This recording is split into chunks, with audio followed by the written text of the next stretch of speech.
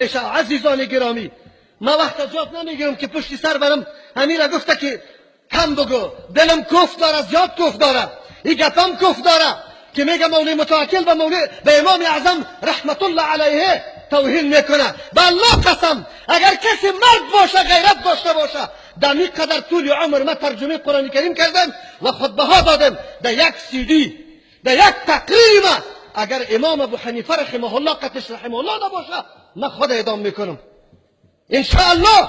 امام ابو حنیفه رحمه الله سلف ماست، خبرداری و تابعی. ما چطور توهین و تحقیر کنیم؟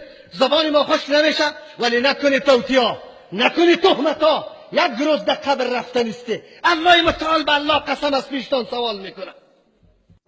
نه ما اونطور نیستیم. و میگه در جنت غیر از یهود دیگه داخل نمیشه. نصارا چی میگفتن؟